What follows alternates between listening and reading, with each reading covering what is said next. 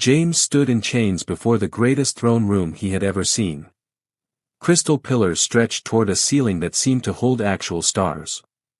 Guards in silver armor lined the walls, their skin the color of deep ocean water, their eyes glowing faintly amber. At the far end, on a throne carved from a single piece of black stone that shimmered like oil on water, sat Princess Kalra of the Veyron Empire. She was young, perhaps 20 in human years, with sharp features and skin that shifted between violet and blue depending on the light. Her eyes were the brightest gold James had seen among her people. She wore robes that seemed woven from starlight itself. James kept his head up despite the chains. Despite the whispers from the court nobles who lined the chamber. Despite knowing he was the only human in a room full of beings who considered his entire species little more than curiosity. This is the human. Princess Kalra's voice carried across the chamber, clear and cold as winter wind. The guard captain bowed. Yes, Your Highness. The only survivor from the merchant vessel that crossed into protected space. Princess Kalra rose from her throne and walked down the steps with fluid grace. Each footfall echoed in the silent chamber. She stopped 3 paces from James, studying him the way someone might study an insect. You don't look like much, she said. Your species is so soft. Fragile. How did you ever leave your planet? James met her golden eyes. We learned to build what our bodies couldn't do alone, Your Highness. A ripple of laughter ran through the court. Kalra's lip curled slightly, not quite a smile, not quite a sneer. You speak our language well for a primitive. Did they teach you that on your merchant ship? She circled him slowly. Or were you something else before you became a traitor? I learned languages in school, James said simply. Earth schools teach about the galaxy. We knew we'd meet you eventually. How fortunate for you. Kalra stopped in front of him again. Unfortunately, your ship violated our borders. That is an act of aggression under imperial law. James felt his stomach tighten but kept his voice steady. We had engine failure. The storm knocked us off course. We sent distress signals on all channels. Silence.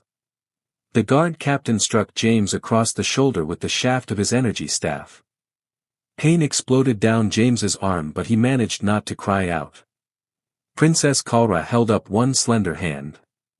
Enough, Captain Vorin. Let the human speak his defense. It amuses me. James straightened despite the ache. Your Highness, we meant no harm. Our captain tried everything to steer away from protected space. But the solar winds were too strong. We drifted for 2 days before your patrol found us. Found your wreckage, you mean, Kalra said. Your ship was already breaking apart in the asteroid field when we arrived. My soldiers risked their lives pulling you from the debris. You should be grateful. I am grateful, James said quietly. But the others, my crew, did any of them? The look on Kalra's face told him everything. James closed his eyes for a moment. Captain Morrison. Engineer Chen. Dr. Patel. All gone. He had known, deep down, when he woke up in the Veyron Medical Bay. He had known from the silence. The human grieves, someone in the court said with obvious disdain. How weak their emotions make them. Indeed, Kalra agreed. In the Empire, we control our feelings. We do not let them control us. She returned to her throne, settling into it with practiced elegance. Now, human James, I must decide what to do with you. You claim your violation of our borders was accidental. Perhaps that's even true. But the law is clear. James looked up at her. What does the law say, Your Highness? That trespassers are either executed or enslaved, depending on the circumstances. Kalra leaned forward slightly. You are clearly not a spy. You're too obvious, too emotional, too human. So you don't merit execution. But neither can I simply release you. The court would see it as weakness. A murmur of agreement ran through the assembled nobles. James felt the weight of dozens of alien eyes upon him, none of them friendly. Therefore, Kalra continued, I will assign you to my personal household as a servant. You will assist my staff, perform whatever tasks are required, and in return you will have food, shelter, and your life. In 5 years, if you serve well, you will be granted freedom and passage back to human space. 5 years. James felt the number like a stone in his chest. But what choice did he have? I accept, Your Highness, he said. Thank you for your mercy. Kalra's expression didn't change. Don't thank me yet, human. You may find that mercy and kindness are not the same thing. She gestured to the guards. Take him to the servant quarters. Have him cleaned and assigned duties beginning tomorrow. Court is dismissed. As the guards led James away, he glanced back once. Princess Kalra was already deep in conversation with an advisor, having apparently forgotten him entirely. The servant quarters were cleaner than James expected but colder than he preferred. The Veyron liked lower temperatures than humans. His room was barely large enough for a sleeping platform and a small storage chest. A narrow window looked out over the capital city of Veyros Prime, all gleaming towers and flowing architecture that seemed to defy gravity. An older Veyron with skin faded to pale blue entered without knocking. I am Soren, head of household staff. You will answer to me. Yes, sir. Don't call me sir. I am not military. Soren is sufficient. The old Veyron looked him up and down. You are smaller than I expected. Humans are supposed to be taller, according to the Imperial database. I'm average height for my people, James said. Then your people are disappointingly small. Soren handed him folded gray fabric. Your uniform. You will wear it at all times while on duty. Your duties begin at first dawn. You will assist in the morning meal preparation, then report to wherever the princess requires additional help. James settled into a routine over the following days. The work was hard but not cruel. The other servants, all Veyron, ignored him mostly. Some whispered when he passed. Others simply stared. Princess Kalra he saw only from a distance. She took her meals in the grand dining hall surrounded by nobles and advisors. She held court 3 times a week, sitting in judgment on disputes and matters of law. She trained with weapons in the royal arena, moving with a speed and precision that James found mesmerizing despite himself. She was, he had to admit, impressive. Cold, yes. Arrogant, certainly. But also intelligent, decisive, and dedicated to her role. He heard the other servants speak of her with genuine respect, even affection.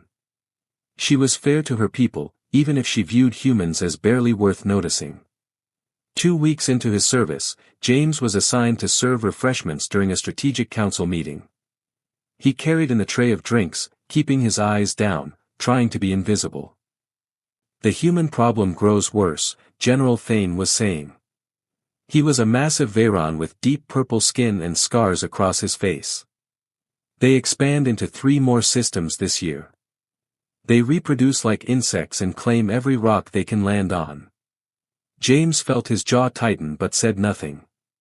He placed drinks at each seat, moving silently. They are persistent, I'll grant them that, Kalra said from the head of the table. But they lack the strength to be a real threat. Their ships are slow. Their weapons are crude. Their bodies are fragile. Fragile, yes, agreed Ambassador Wren. I saw their homeworld once. Soft gravity. Thin atmosphere. They evolved in paradise compared to Veyros Prime. No wonder they're so weak. James finished distributing the drinks and turned to leave. You there. Human. General Thane's voice stopped him. What's your name? James, General. Tell me, James. How much can you lift? In your Earth measurements. James turned, meeting the general's challenging gaze. About my own body weight, sir. Maybe a bit more. Laughter erupted around the table. Even Kalra smiled, though it was thin and cold. A Veyron child can lift twice that, Thane said.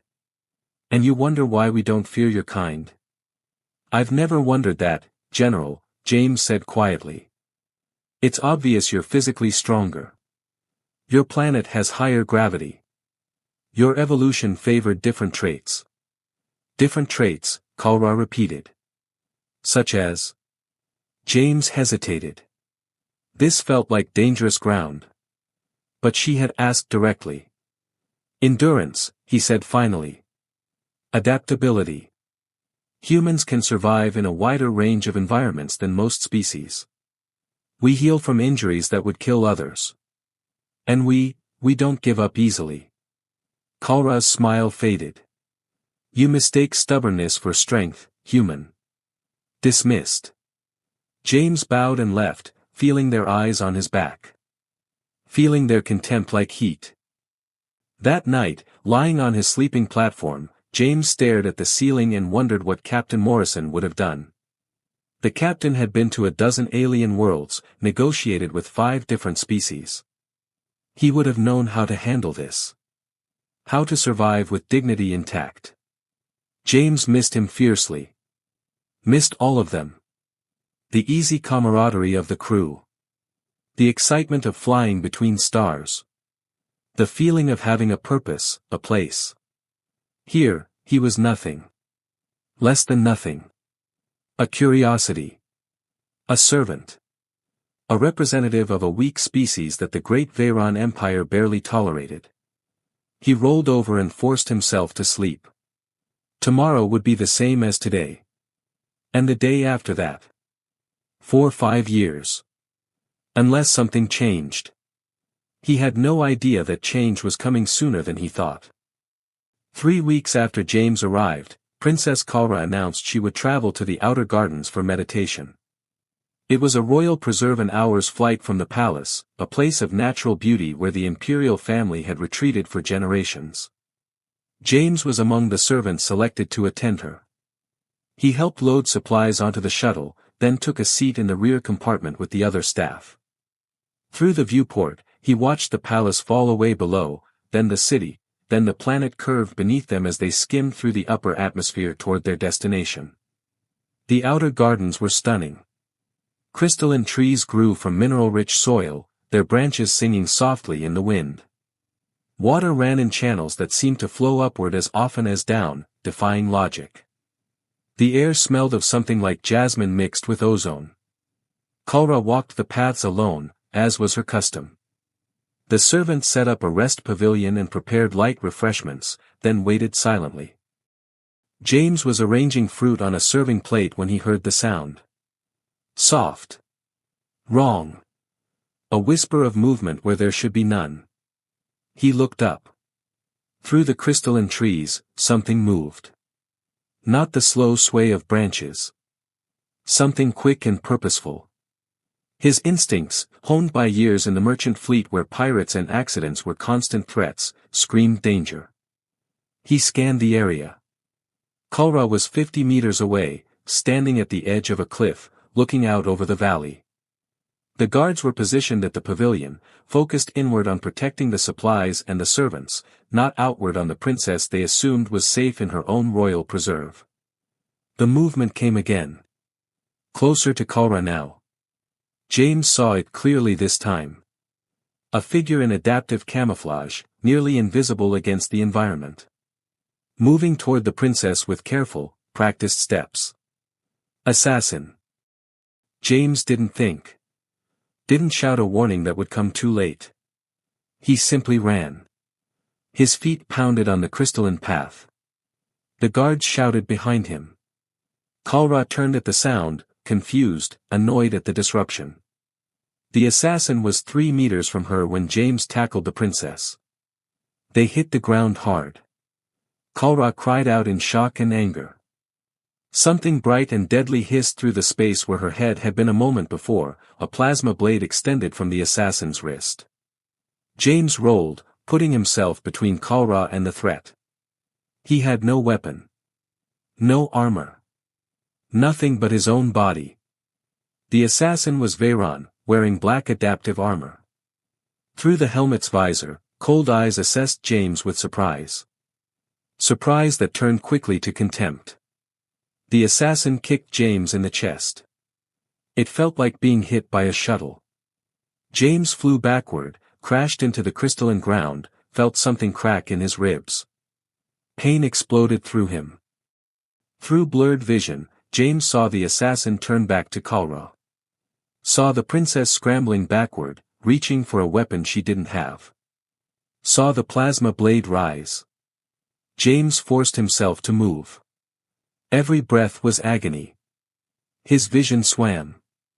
But Captain Morrison's voice echoed in his memory, when things go bad, you don't freeze. You move. You act. You do what needs doing. James grabbed a chunk of broken crystal from the ground and threw it. His aim was terrible. The crystal missed the assassin completely. But it made them turn. Made them hesitate for just a second. Long enough for the guards to arrive. They came like a storm. 3 Veyron warriors in full combat armor, moving with lethal speed. The assassin fought brilliantly, plasma blade dancing, but they were outnumbered. In seconds, the assassin was on the ground, disarmed, restrained. James lay on his back, staring at the sky, unable to move. Unable to breathe properly. Everything hurt. A face appeared above him. Golden eyes wide with something James had never seen in them before. Shock. Maybe even concern. You. Kalra's voice was breathless. You saved me. James tried to speak but only managed a pained wheeze. Don't move, Kalra commanded. Medical team. Now. Everything became a blur after that. Hands lifting him carefully. The interior of the shuttle. Sharp medicinal smells. Pain that gradually faded to a distant throb as Veyron medicine worked its way through his system. When James woke, he was back at the palace in the medical wing. The room was larger than his servants' quarters, with an actual window that showed the city lights. And sitting in a chair beside his bed, reading from a datapad, was Princess Kalra. She looked up when he stirred. You're awake. Good. The doctors said you'd recover fully, but Veyron medicine isn't calibrated for human biology. We were uncertain. James tried to sit up. Pain lanced through his ribs and he gasped. Stay down, Kalra ordered. You have 3 broken ribs, severe bruising, and internal bleeding that we had to repair. Even with our medicine, you need rest. The assassin? James managed to ask. In custody. Being interrogated. Kalra set down her datapad. He was hired by a rival house. They hoped my death would destabilize my father's rule, create opportunity for their own advancement. Her expression hardened. They will regret that hope. Silence fell between them. Kalra studied him with an intensity that made James uncomfortable. Why did you do it? She asked finally. Do what, Your Highness? Don't be obtuse. You saw the assassin. You could have called for guards. Instead you ran directly at them. You tackled me. You put yourself between us, unarmed, knowing you couldn't win. She leaned forward. You're human. We've established your kind is weaker than mine. So why risk your life for someone who has shown you nothing but disdain? James considered his answer carefully. When he spoke, it was with complete honesty. Because it was the right thing to do. Kalra blinked. That's all. No hope for reward. No calculated attempt to win favor. No, Your Highness. I saw someone in danger. I reacted. That's what we do. What humans do. We protect each other. Even when it costs us. Kalra sat back, something shifting in her expression. The guards told me you moved before they realized the threat existed. Your reaction time was faster than theirs. I got lucky. I happened to be looking in the right direction. No. Kalra shook her head. I reviewed the security footage. You identified a camouflaged threat through crystalline forest at 50 meters. You assessed the danger, calculated the response time, and made your decision in under 2 seconds. That's not luck. That's training. James said nothing. You're not just a merchant sailor, are you, James? James closed his eyes briefly. Then met her gaze. I was security officer on our ship. It was my job to identify threats and respond to them. A warrior, then. No. Just, someone who tried to keep people safe. Kalra stood and walked to the window, looking out over the city. I called you weak. I said your species was fragile and soft. I was wrong. You weren't wrong about the fragile part, James said with a pained smile. That kick really hurt. To his surprise, Kalra laughed. It was a small sound, quickly stifled, but genuine. Yes, well. Veyron are physically stronger. That remains true. She turned back to him. But strength isn't only physical, is it? You showed more courage in those moments than most trained warriors would. You showed something we Veyron often forget to value. What's that? Heart, Kalra said softly. Compassion. The willingness to sacrifice for another, even when logic says you shouldn't. Over the following days, as James healed, Princess Kalra visited him regularly. At first she claimed it was duty, ensuring the person who saved her life was recovering properly. But the visits grew longer. The conversations deeper.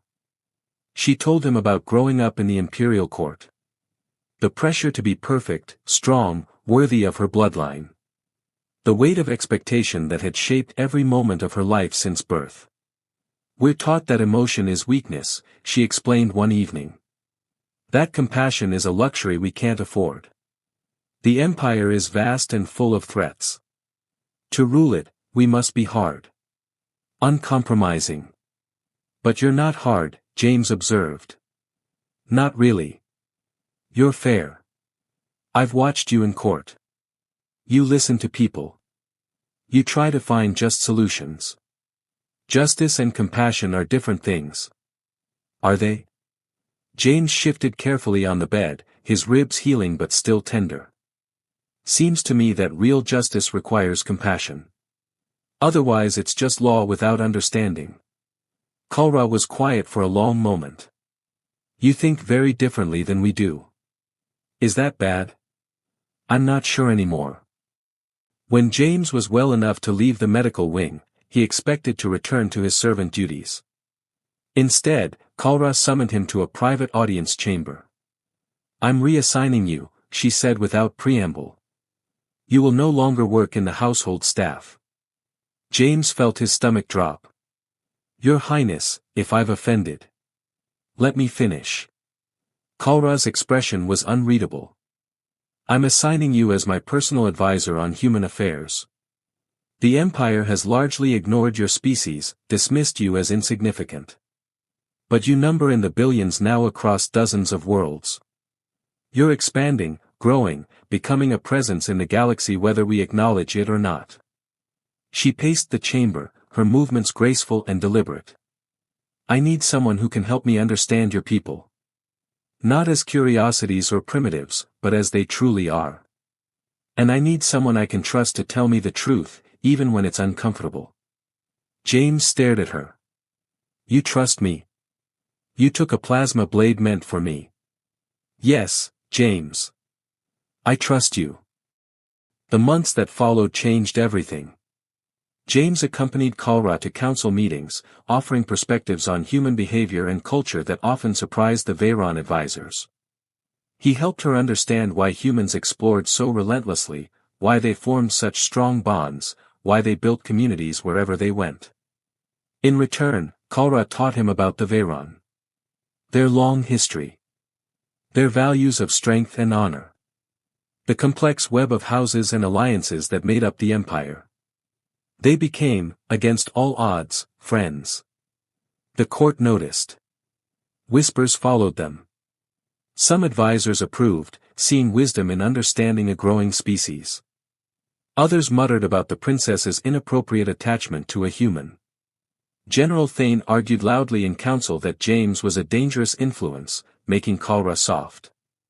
Kalra faced each criticism with her characteristic strength. "I am not soft," she declared in open court. "I am wise enough to learn from all sources, strong enough to change my mind when presented with truth. If you see that as weakness, perhaps you need to reconsider what true strength means." One evening, 6 months after James had saved her life, Kalra invited him to walk with her in the palace gardens. Real gardens this time, not the outer gardens. Safe. Protected. "My father returns from the frontier worlds next week," she said. "The Emperor will want to meet you properly. He's heard about my human advisor. He's curious." "Should I be worried?" James asked. Kalra smiled. "Probably a little. But I'll be there. I won't let him eat you." "Do Veyron eat humans?" "Because I really hope that's a joke." "It's a joke," Kalra assured him, laughing. Then her expression grew serious. "James, I need to tell you something. Your 5-year term of service. I'm formally canceling it. You're free to leave whenever you wish. I'll arrange transport back to human space, provide you with compensation for your time here." James stopped walking. "You're sending me away?" "No. I'm giving you a choice." Kalra turned to face him fully. "Stay because you want to, not because you must. Stay as my friend and advisor, not as my servant. Or leave with my gratitude and friendship. Either way, you're free." James looked out over the gardens, the alien flowers blooming in colors Earth had never seen. He thought about home. Earth. The merchant fleet. The stars. Then he thought about these past months. The work he'd been doing. The bridges he'd been building between species. The difference he'd been making. He thought about Kalra. Her sharp mind. Her growing compassion. The way she'd changed from the cold princess who'd called him weak to someone who valued his perspective, his friendship. "I'd like to stay," he said quietly. "If the offer is genuine." "It is." "Then I stay. There's work to do here. Important work. And..." He smiled. "I've kind of gotten used to the cold temperatures." Kalra's expression softened with relief and something deeper. Something that looked almost like joy. "Good. Because I've gotten used to having someone around who tells me the truth." They stood together in the garden as the sun set over the Veyron capital, casting long shadows across alien ground that was starting to feel like home. The Emperor's return was everything James feared and hoped. Emperor Vorith was massive even by Veyron standards, with skin so deep purple it was almost black and eyes that seemed to see through to the soul. He studied James for a long, uncomfortable moment in the throne room. Then he laughed. Deep and genuine. "So this is the human who saved my daughter and then somehow convinced her that his species might be worth knowing. You're either very brave or very foolish, James of Earth." "Possibly both, Your Majesty," James admitted. Vorith laughed again. "I like him, Kalra. He can stay." The imperial court relaxed visibly. The Emperor's approval meant everything. Over the following year, James's role expanded further. He became an unofficial ambassador, helping to ease tensions between the Empire and human colonies. His unique position, trusted by both Kalra and human traders, made him invaluable. He helped negotiate trade agreements. Prevented misunderstandings that could have led to conflict. Showed both species that cooperation was possible. And through it all, his friendship with Kalra deepened into something profound. Not romance, exactly. Something different. A bond forged in shared danger and mutual respect. Two people from different worlds who had learned to see beyond their prejudices. 2 years after James first stood in chains before Princess Kalra's throne, he stood beside her as she addressed the Imperial Council on a historic proposal, formal diplomatic relations with the Human Federation.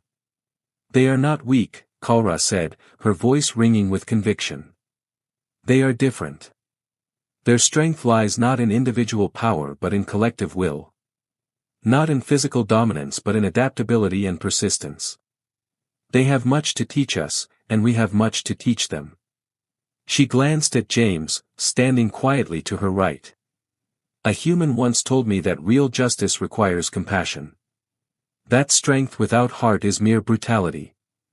I dismissed those words at first.